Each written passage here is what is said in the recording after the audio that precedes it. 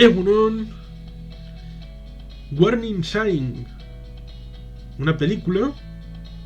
del año 1985. Es curioso porque en mi memoria la tengo bien guardada, con mucho cariño, sobre todo por alguna serie de escenas en concreto. Pero esta película pasó a la historia en cierta medida porque en su cartel y en su ejecutoria visual es la primera que utiliza el signo del biohazard, este signo con tres círculos que se unen en un círculo central que da señal de peligro biológico. Que evidentemente hay películas anteriores que el concepto lo desarrollan, incluso posteriormente. Bueno, creo que es del año 78 La amenaza de Andrómeda, que también tiene cosas que ver con todo aquello, pero esta es una película especial por el tratamiento de todo aquello en este laboratorio, en esta instalación. Claro, esto es un laboratorio en teoría de ámbito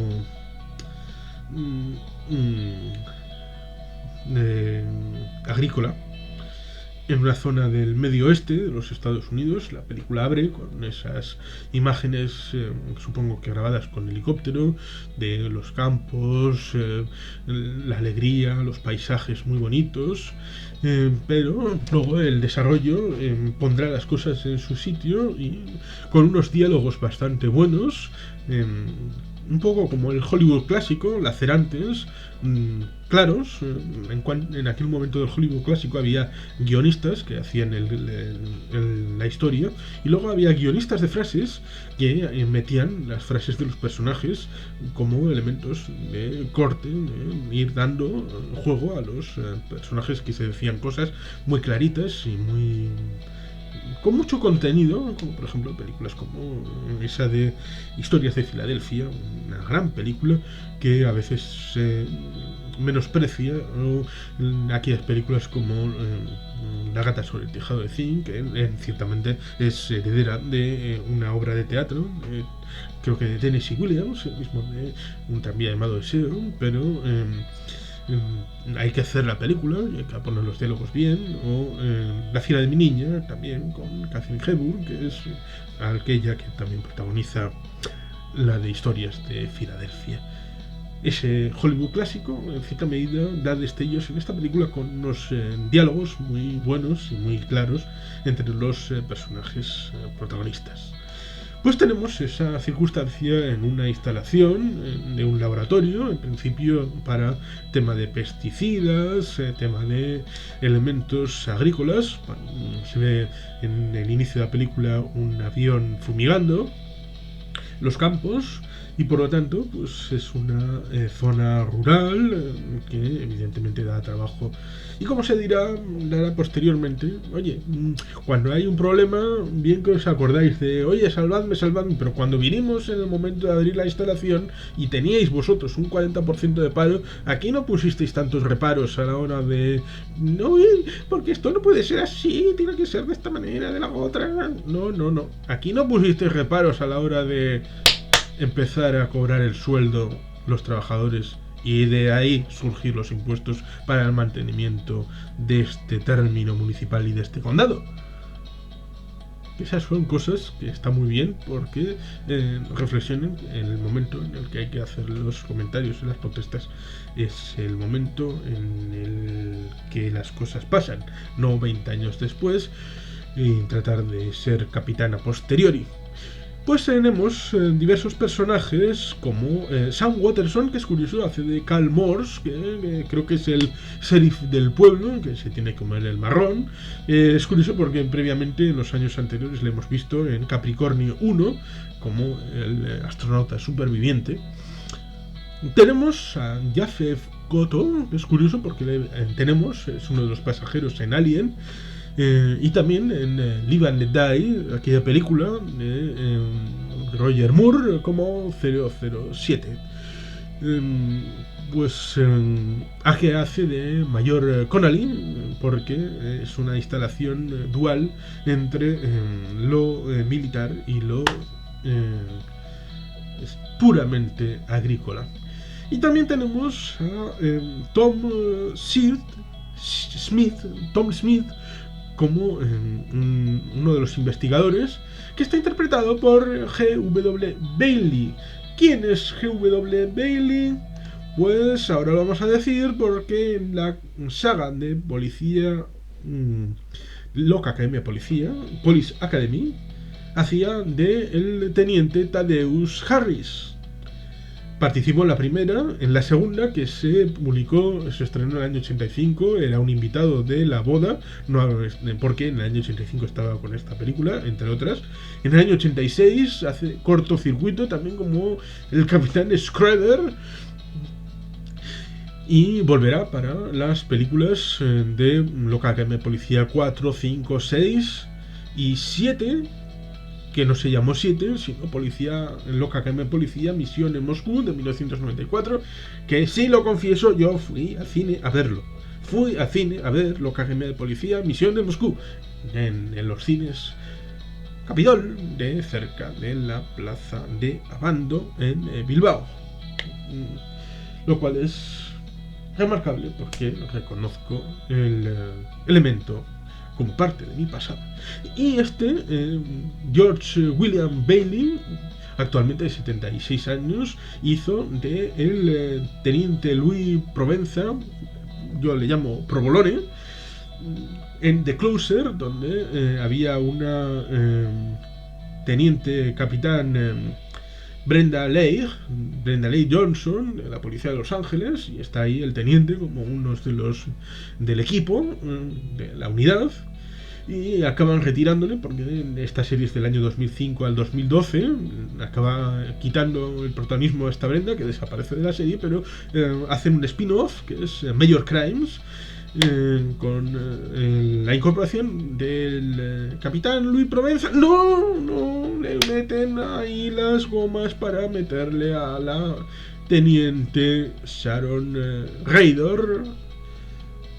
con lo cual el teniente Louis Provenza tiene que estar ahí, o también de ser segundón en el equipo,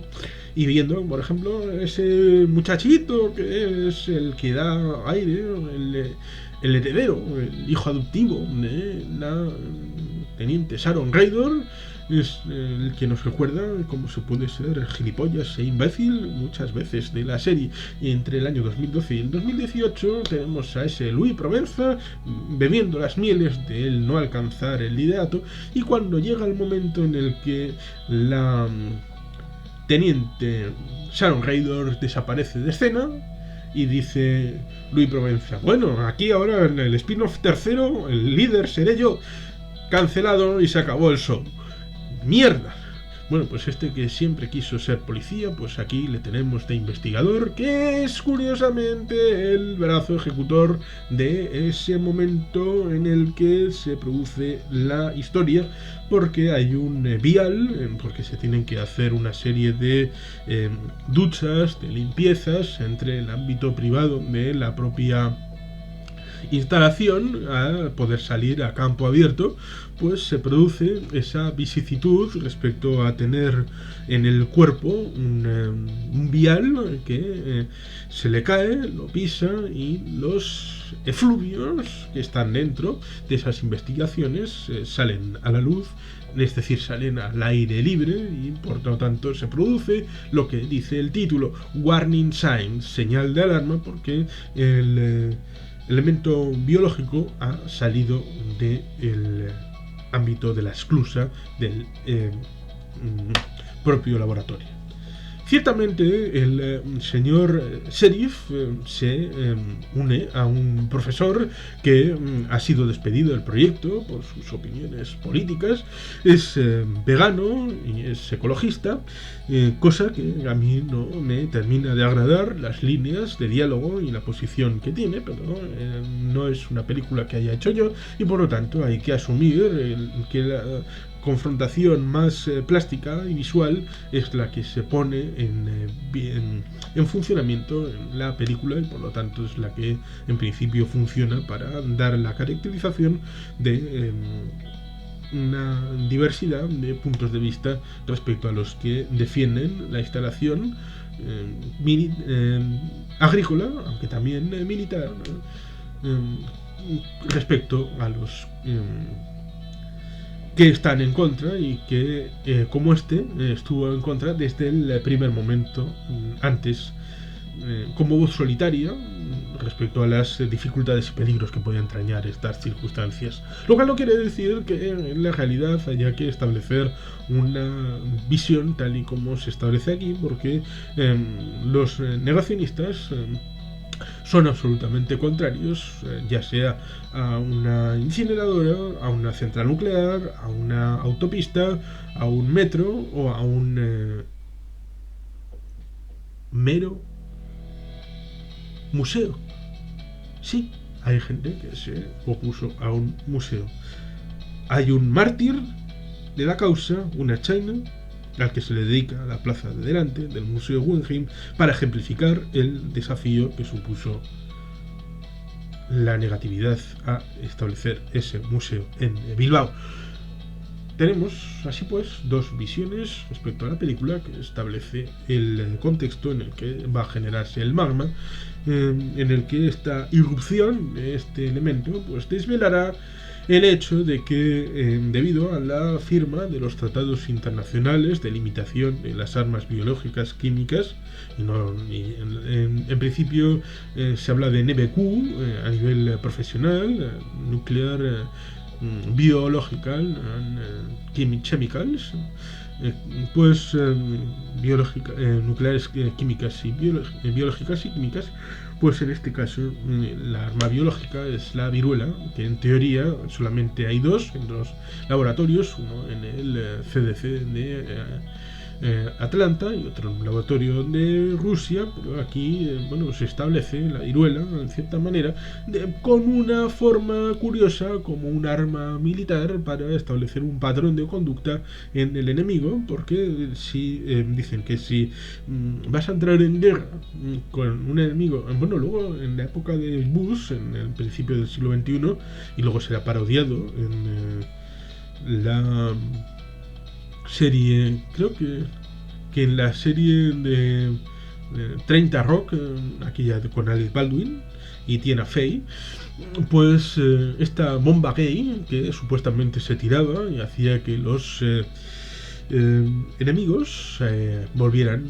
enamoradizos entre los unos con los otros, tiraran las armas y fueran pasto del enemigo, es decir, de la fuerza del bien, que entraría más libremente sin oposición.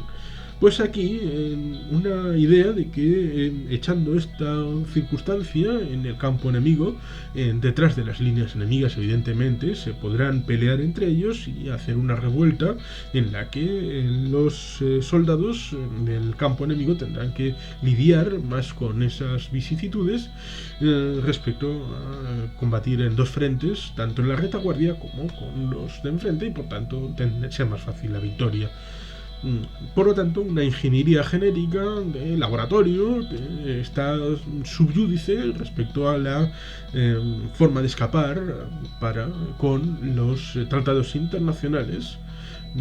para ser una forma de desarrollo en el que nadie mire, pero lo estamos haciendo. Y además la forma de presentarlo es ir a una zona rural en el que hay mucho paro y decirles: vamos a hacer esto, dadnos las gracias y os vamos a dar pan y vais a poder comer a partir de ahora por lo menos un número importante, que si no estaríais comiéndoos los mocos. No es tanto por esto, sino por una secuencia que posteriormente se establece dentro de esta especie de zombificación dentro del laboratorio, que se vuelven locos, una conducta errática y violenta, brotes de violencia en el comportamiento humano inducidos por este elemento soltado. Pues hay una serie de circunstancias que implican a el personaje de William, del señor George William Bailey, y con la protagonista femenina, que tal y como está ejemplificado se me quedó grabado, y por lo tanto yo no voy a decirlo cómo es el asunto, pero es una epifanía, es un elemento que me quedó grabado y por eso le tengo especial cariño, por esa forma de plasmar esa epifanía respecto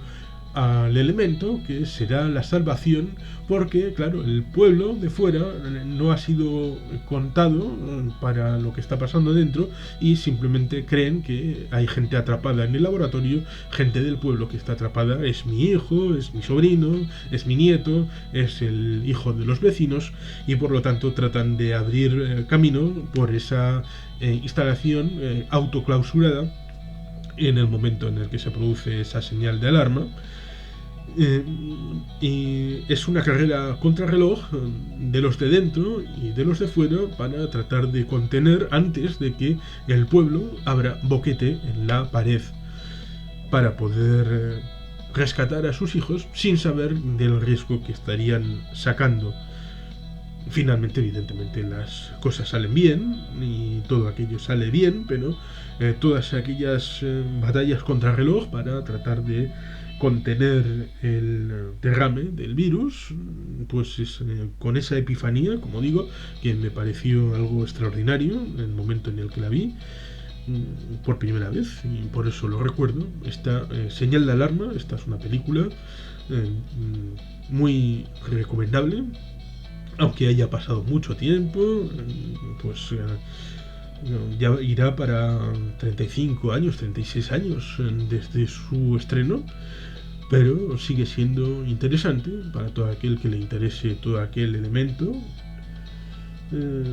respecto a todos estos elementos de la seguridad, del tema de los